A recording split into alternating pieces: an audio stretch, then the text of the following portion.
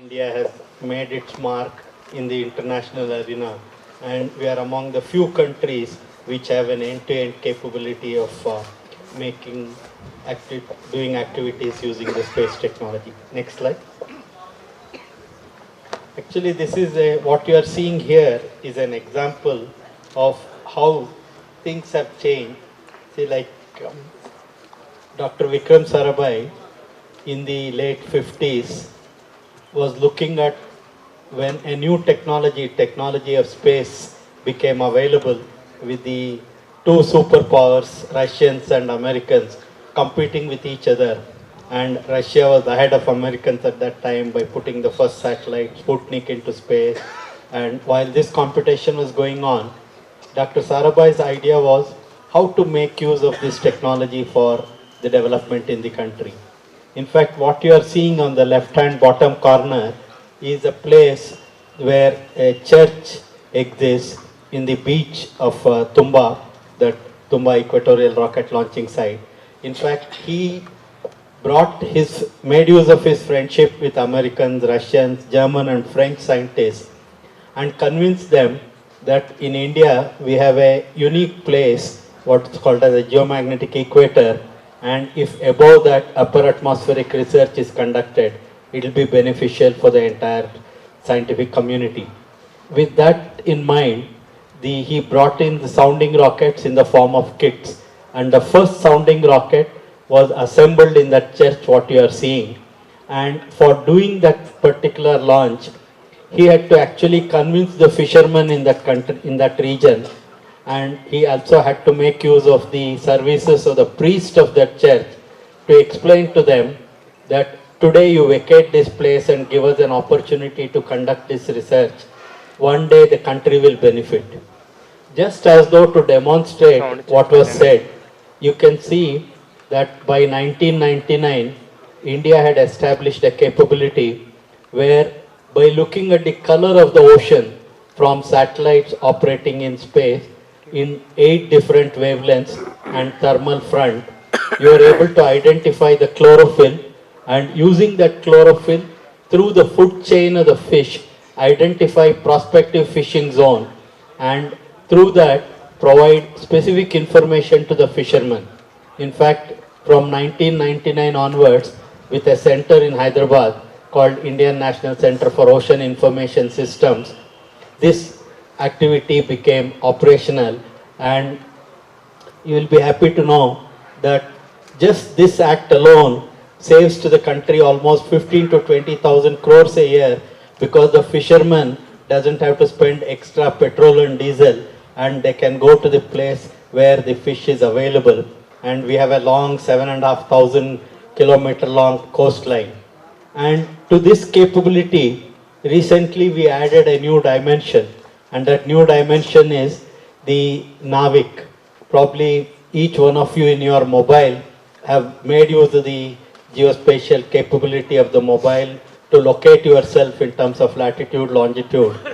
While Americans, Russians, Chinese and Europeans built a constellation of 24 to 32 satellites for doing this particular task, where a small gadget receiving signal from the satellite is able to calculate its location and showcase it. What we have done is we have built only a 7 satellite constellation, and this helps us locating ourselves within Indian boundaries and beyond Indian boundaries up to 1500 kilometers. So you can see that it's only a 7 satellite constellation in comparison with 24 to 32 what others have done.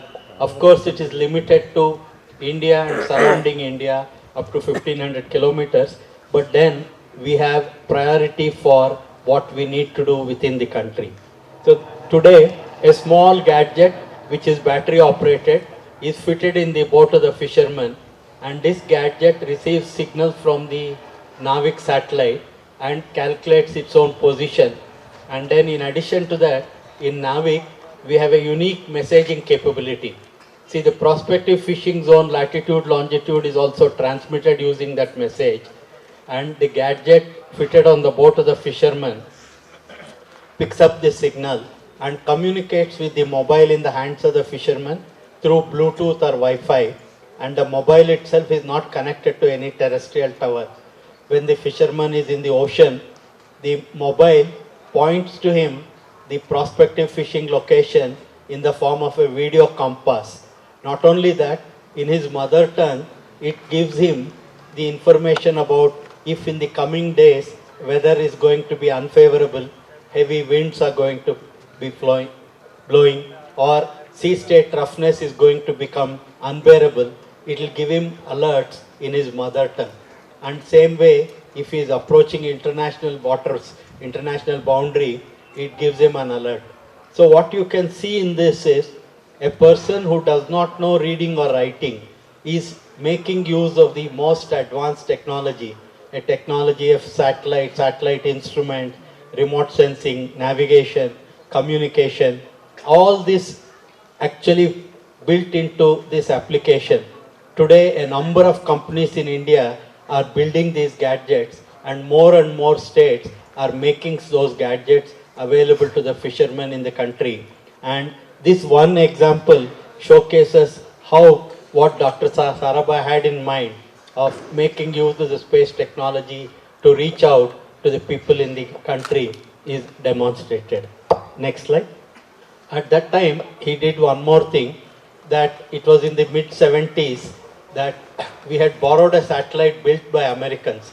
Americans at that time had one of the advanced technology satellite called ATSF, and it carried a broadcasting system, and equivalent of today what you see direct to home television, and such a system was built in 1975, and in 2400 remote villages of our country, ISRO demonstrated how space technology broadcasting from a geostationary satellite can be used to rapidly reach information to the entire country. At that time, we had only in 4 metros privilege of seeing the broadcasting. And this largest socio-technological experiment which was conducted actually demonstrated to, in fact, not only to the India, but also to the entire globe, that using space technology, you can quickly reach out to the remote places in the country. And it was this experiment that helped the country determine that space technology is the way to go, because if you take 3.25 million square kilometers of the country, if that day's technology were to be used, every 1 kilometer you have to put a microwave tower and then connect the entire country.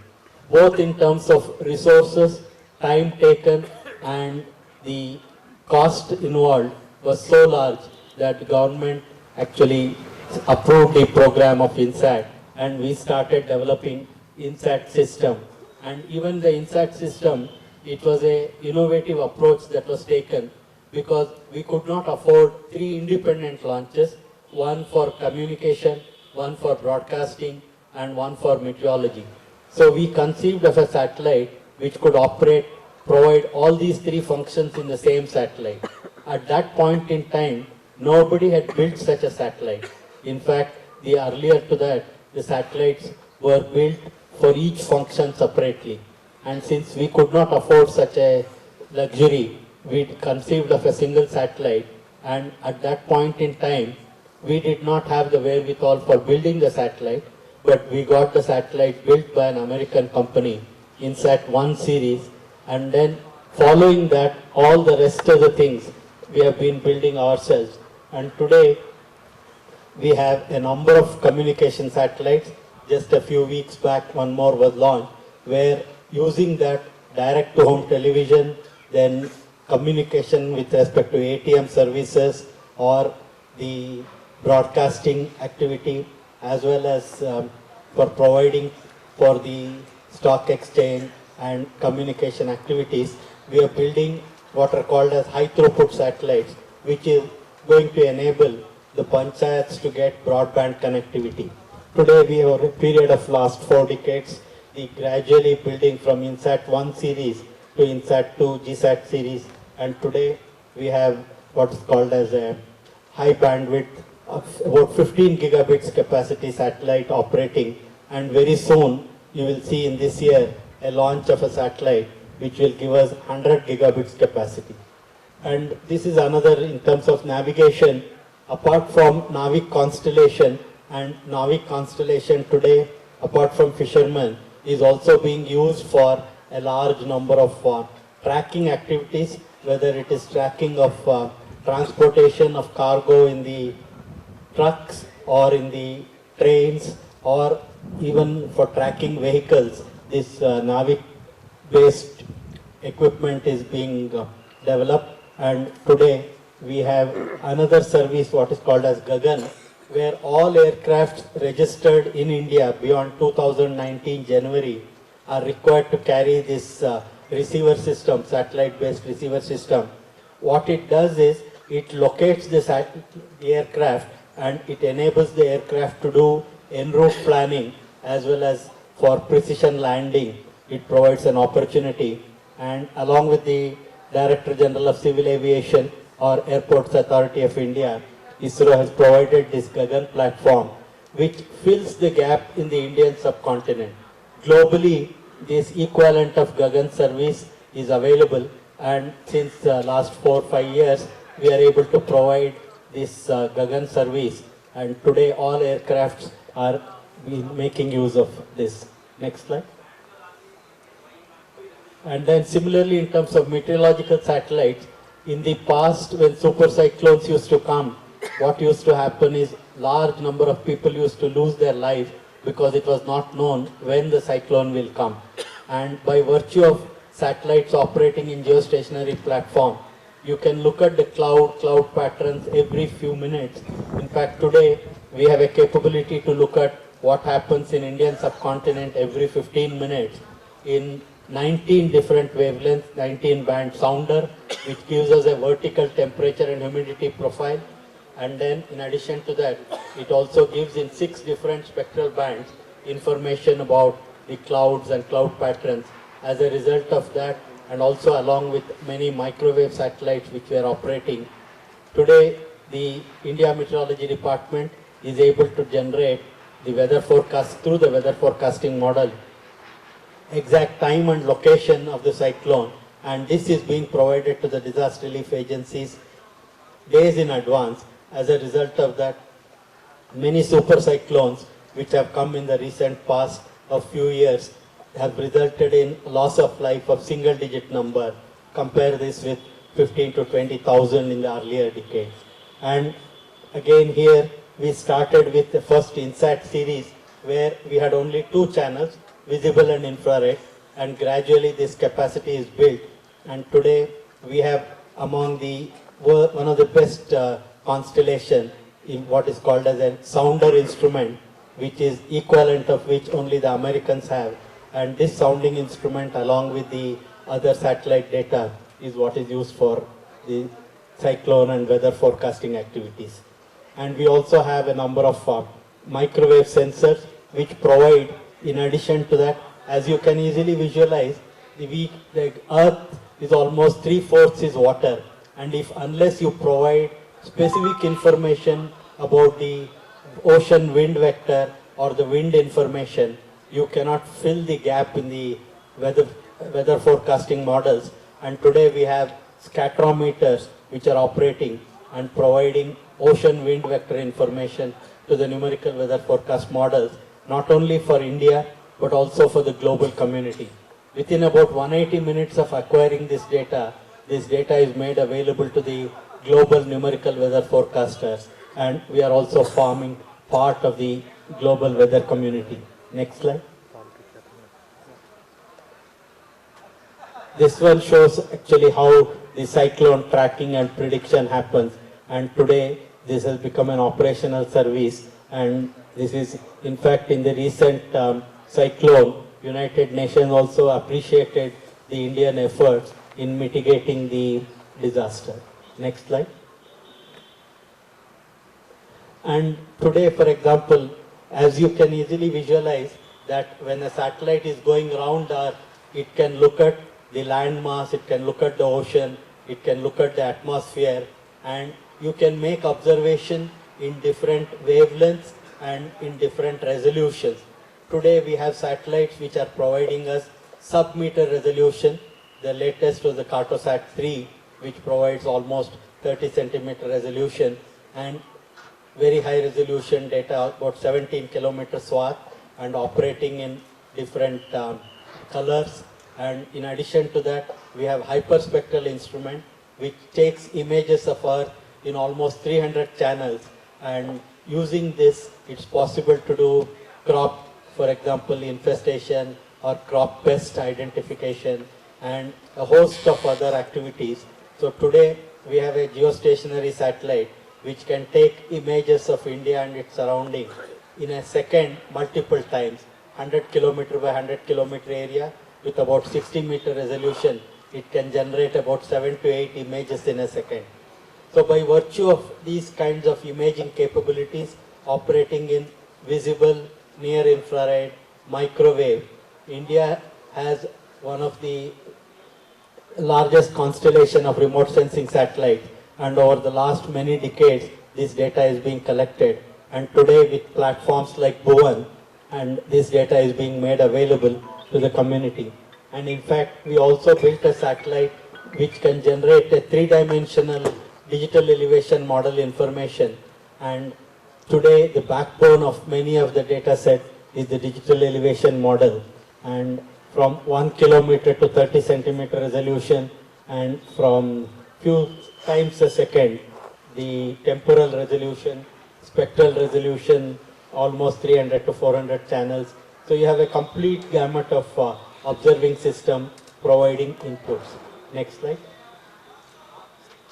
This shows, for example, hyperspectral instrument, what we have been building. In fact, I would like to just showcase to you here one aspect. As we kept developing our technology, we never actually hesitated from making use of whatever technology is accessible to us. Even in this hyperspectral technology, the American institution JPL, we borrowed their hyperspectral instrument, flew it on our aircraft, and then using that prepared many of the scientists and researchers in how to use this hyperspectral data for various applications. Today we have a satellite which is already operating and providing hyperspectral information. Even Americans, for example, today do not have an equivalent satellite, and they operated what is called as EO1 for some time, and today they do not have a similar instrument. And similarly, the hyperspectral instruments are going to be flown on many more satellites in the coming years and decades. And today we have established the use of hyperspectral imaging not only for Earth, even on Moon. On Chandrayaan-2, for example, we have a hyperspectral instrument which is going up to 5 microns in wavelength, whereas the equivalent what we carried in Chandrayaan-1, which was again an American instrument, was going up to 3 microns. So as a result of that water absorption band, you can better delineate in Chandrayaan-2. Next slide. This is what I was talking about as the digital elevation model. Today we have generated the digital elevation model of the entire country, not only our country but also the neighboring countries' data is there, and this forms the backbone for many of the orthorectified images that are generated in NRSC and other places. Next slide. Today, with the help of all these capabilities of observing Earth in different spectral bands, microwave region, digital elevation model already generated, then navigation based positioning information, and with that using models, the data is being used for whether it is for governance or for sustainable development activity or for other monitoring and planning activities. In all these activities, this forms the backbone. Next slide. And we have been working with many government departments, and over a period of time, some are early adopters of technology and some are not so early adopters. You need a lot of persuasion. Probably Uttarakhand Space Application Center team also would have felt many times when you go and try to explain to the user community what you have done or whatever technique you have developed can be better utilized if this technology is adopted. You will many times get only lukewarm response. But then you should not lose heart. You have to keep persisting. It's only when you make persistent effort, things happen.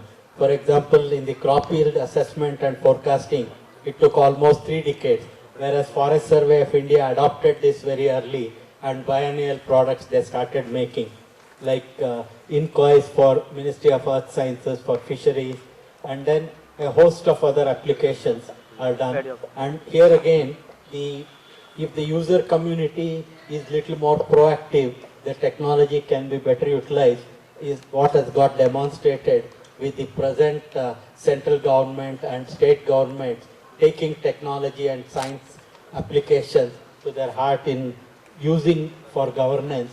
Things are becoming faster and faster. And in 2015, we had, next slide. In 2015, we had a meeting in Delhi where Honorable Prime Minister spoke extempore for 45 minutes, explaining to the secretaries of various departments how space technology can be utilized for governance activities. And today, almost 50 odd departments are using this technology, and it's continuing with more and more effort. This activity will take bigger, you can say, platforms. Next slide. And this shows, for example, how the way in the governance activity, the information is becoming more and more useful.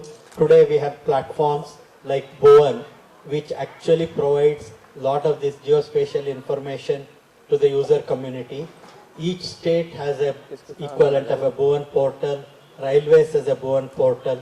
So the idea is to provide more and more information through the portal system and enabling the users to make use of it. Next slide. So this is also another indication of different types of applications that have happened. One other thing that is happening is, for example, Manrega program, like I said, in the earlier decades, whatever work was done, the actual data that was actual information of what has been achieved of an asset creation, proper database was not existing. Last couple of years, with the insistent or you can say persistent effort of the rural department and NIC, ISRO, and today more than 4 crore assets have come into the database. These assets have come into the database by making use of the local people, and collectors have ensured that each activity is actually getting a proper record, and even there is a information about who is participating in that program. Bowen portal showcases whatever activity that has happened near your village or near a place of interest, a person can see.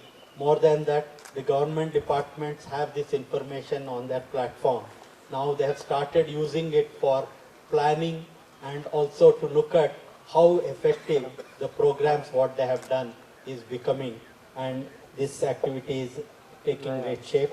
And another thing that is happening in this is SysDIP, or Space-Based Information System for Decentralized Planning, where the entire assets of each of the village comes into the database, and then village sarpanchs are enabled with planning activities. And here what we really need to do is we need to make use of the workforce of the academic institution, because we need a huge number of people to participate and provide and generate this information. And we have tried in a couple of places, for example in Mangalore, an institution called Alva Institute, almost about 300 students and teachers together, they mapped for the entire district and they provided the information to the collector of that district. So now, in similar manner, other places, even in Rajasthan, couple of districts, the complete mapping asset creation has happened. And for the entire country, if it has to happen and it has to serve, then places like even in Uttarakhand, the more and more involvement of academic institutions, student community will get benefited because they have the advanced technology of doing projects with geospatial technology, and the state and the department will get the benefit of information that is generated. Next slide.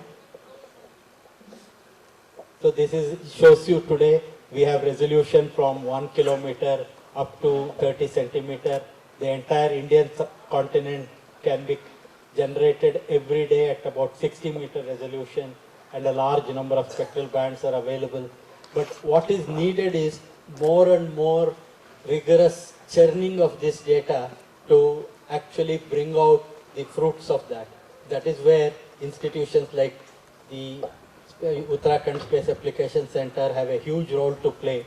The data is enormous, and unless we make use of this data, analyze this data, and then bring out to the appropriate user community the information generated from such data, the benefits of space technology will be limited. Next slide. See, we went from near Earth orbit from 500 to 900 kilometers. For geostationary orbit, it's about 36,000 kilometers. Then even Chandrayaan, for example, is almost 3.85 lakh kilometers. And then beyond that, Mars, which is the closest is about 200 million and farthest is 400 million kilometers. And in all these different heights, different orbits, ISRO has developed a technology and used the system. Next slide. In fact, we operate satellites in different orbits depending on the requirement. If you want to cover a particular region continuously using an equatorial geostationary orbit, or if you want to cover the entire globe, you go for a polar orbit and different inclination for different applications.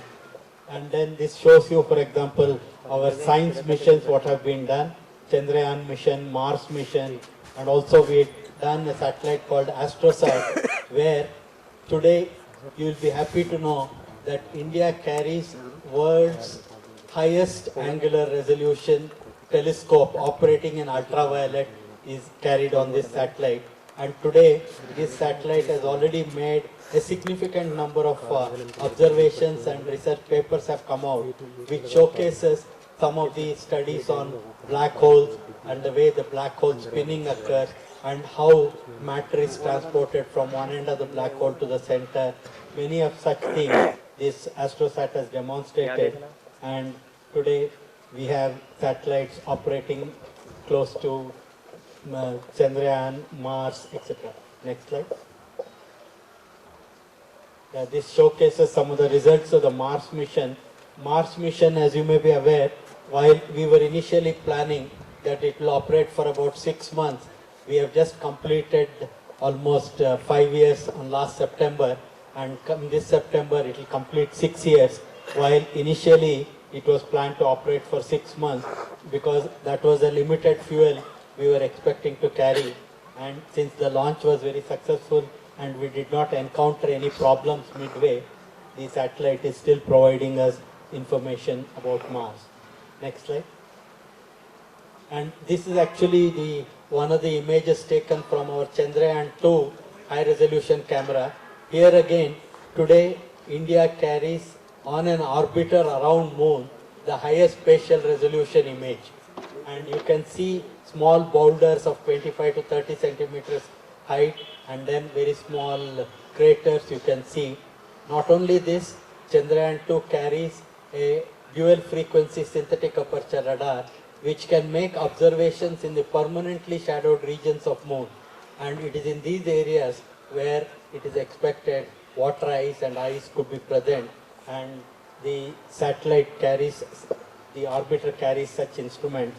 And we also have a hyperspectral imager which can, like I said, is extended up to 5 micron. Next slide. This is one of the craters taken from the microwave sensor. In fact, the advantage of the microwave sensor is it carries its own source of illumination. Like when you take a picture through your mobile using the flash, in the flash serves the input signal, whereas here the microwave sensor carries the electronic signal required for illuminating the surface, and you can get pictures of Moon in few meter resolution. Next slide. This is another image where using the polarization as well as the dual frequency, you can get a lot more information about the Moon surface and Moon features. Next slide. while all this is going on, we have also been entrusted by the Government of India a task of taking Gagannauts, Indian astronauts called Gagannauts, to space and bring them back safely before the 75th anniversary of Indian independence, which is going to happen on 2022 August. This task is to be completed. The work has started in right earnest. We had already done a couple of experiments of spacecraft recovery module, and then today the Human Space Flight Center has started, and then enabling the launch vehicle to become human rated, and then environmentally controlled chamber for carrying the humans. The work is going on in right earnest. Next slide. And in the Gaganyaan, for example, there are a large number of Indian entities involved, other government departments, educational institutions, student groups, defense research agents. A large number of activities are there, and this will provide a great fillip to the research and technology development within the country, both in terms of engineering technology as well as in terms of academic excellence, because you can visualize starting from, there is another very different aspect which is getting addressed here, life of a person, and to keep that life safe, you have to make sure a lot more effort and lot more robustness is required. And to keep that life safe, providing food and conducting a large amount of research, in all these areas there are tremendous opportunities. Next slide. And we also have, for example, many of the electronic components that are required are realized in the country. In Chandigarh, we make the processor chip which does all the computations required for the launch vehicle to be safely negotiating its path from launch time till it releases the satellite. The computer chip which is used is now made in the country, and this is a 180 nanometer technology system, only one of its kind operating in the country, and we have brought out more than about 120 components in this facility. Next slide. And then there are a large number of applications of Navik receiver system, where you'll also be happy to know that already there is a mobile company which has brought out a receiver mobile which can make use of the Navik signals, and very soon more companies are going to bring out the capabilities, and other applications are also going on. Next slide. So this shows, for example, like earlier I told you that we borrowed an American instrument, hyperspectral instrument, and flew it on our aircraft. And today, our instrument, the dual frequency synthetic aperture radar, like what we carried it on the moon, a similar instrument is actually flying on an American aircraft in both North and South America. And they are using this data as a preparatory input for a joint program which India is doing along with Americans called NISR, NASA ISRO Synthetic Aperture Radar Mission. So world recognizes you for what you demonstrate as a capability. So you can see here that while we borrowed their instrument and started our operation, today India is able to provide a technological capability where for a 21-22 time frame, a NISR program, which is almost a $1 billion program, where $0.9 billion are being spent by Americans, $0.1 billion by us, but we are equal partners in this program. And today, our instrument is flying on their aircraft as necessary inputs for preparing the scientists and the researchers for the future. Next slide. This is the instrument which is fitted on the aircraft, and you can fly on the aircraft. We also have an aircraft which can carry an X-band synthetic aperture radar which can produce meter resolution images. Next slide. These are some of the results of what is obtained from that camera, from that synthetic aperture radar instrument. Next slide. You have to keep doing till the slide changes to the next one. Keep doing. Keep clicking. Keep doing. Once more. Keep doing. So this actually, okay. So this shows how the instrument itself looks. It's a common instrument where a large antenna is being built, and in this the L band portion and the S band portion of electronic. L band is being done by Americans, S band is being done by us, and we are flying this in 21 or 22 time frame. Next slide. In fact, what it will provide is the entire Earth surface deformation to the tune of few centimeters to millimeters it can generate over a period of less than a week. And by doing repetitive observations of Earth, it is going to provide huge capacity for research community to work on precursors for the earthquake. Not only that, it also provides us, for example, in terms of biomass estimation and a large number of other ice estimation and glacier monitoring, it provides a capability. This is the aircraft version of that instrument. Next slide. And this is the data that is collected by our instrument in America. Next slide. Okay, for doing all this, we also needed to develop the technology of building launch vehicles, satellites, and the instrument. And today we have completed more than 185 missions and 50 launches of PSLV and total 75 launches. And the next slide. And we have also done experiments starting from sounding rockets, which I talked to you, the left extreme, which were simple, looked like pencils. And then today we have 3 versions of the launch vehicle, which is capable of putting our satellites into different orbits.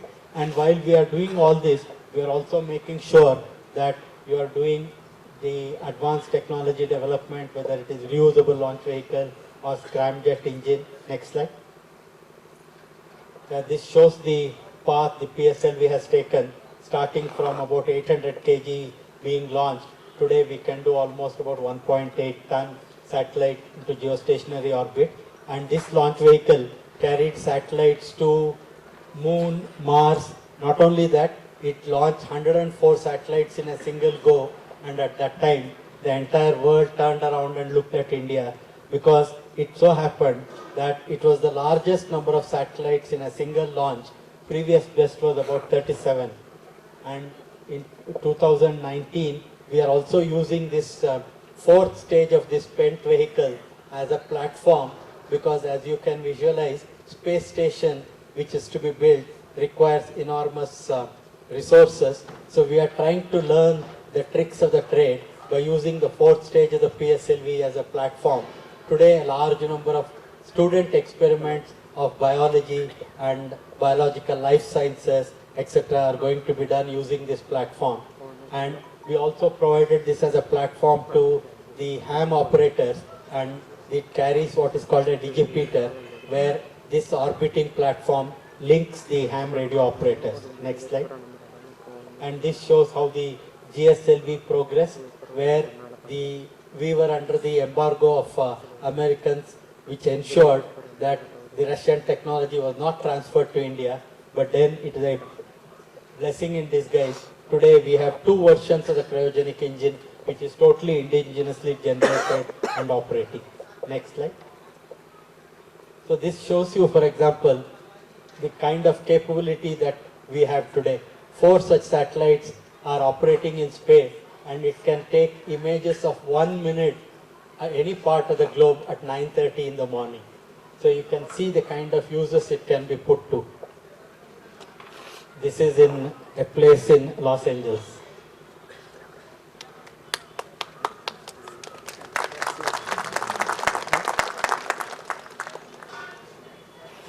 Come out here. So actually I can keep talking for hours together, but I think at this place I'll stop, and just to showcase to you that what India has done, starting from a simple beginning way back in the 1963 with sounding rockets brought in the form of kits.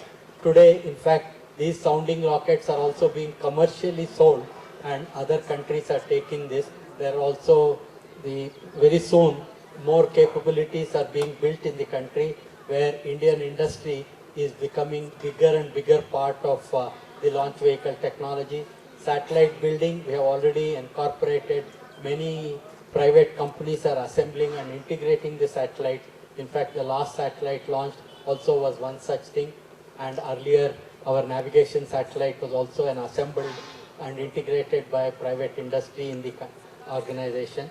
So we are trying to enable the country both in terms of academic area, industrial area, and then provide to the country a unique capability. And today you will be happy to know that while India may be fourth or fifth in some of the capabilities of launch vehicle, satellite or instrument, everybody accepts that India has made the best use of space technology and tried to bring it for the use of society. Thank you very much.